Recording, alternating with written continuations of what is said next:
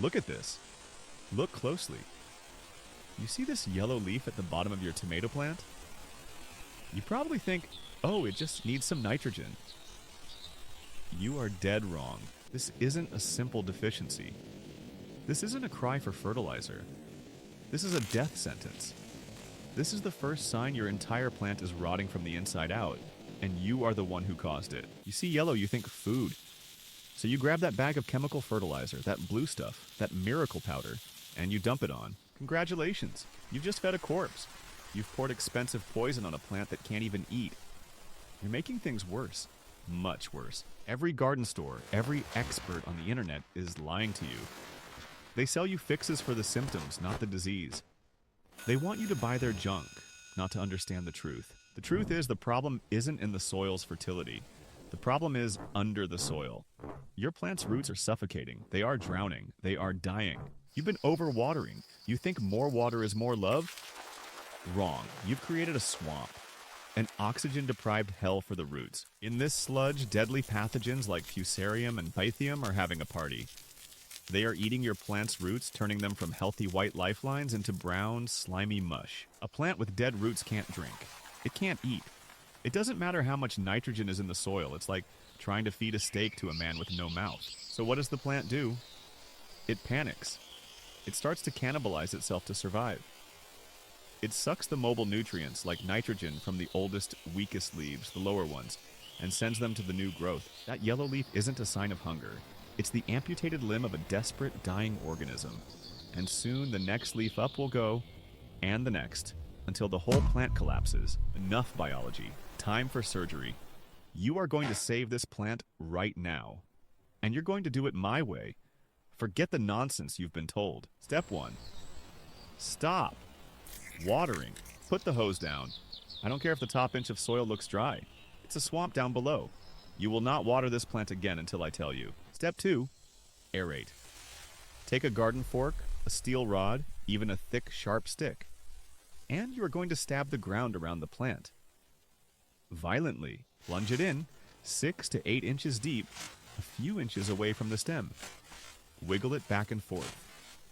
You are creating air channels.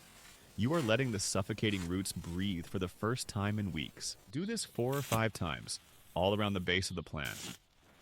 Don't be gentle. This is an emergency resuscitation. Step 3.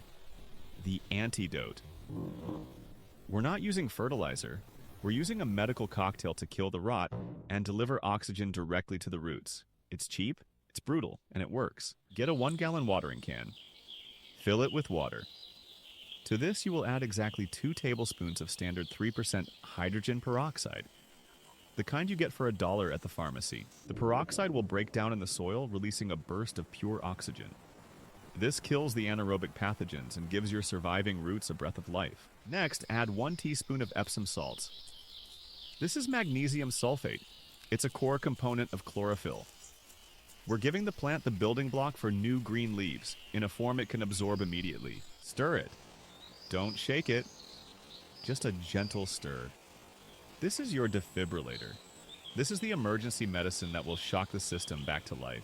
Now, pour this entire gallon solution slowly and deliberately around the base of the plant. Drench the holes you just made. Let the antidote seep deep into the root zone. Step 4. Amputation. Get your sharpest, cleanest pruning shears. Every leaf that is more than 50% yellow must go. No mercy. These leaves are dead weight.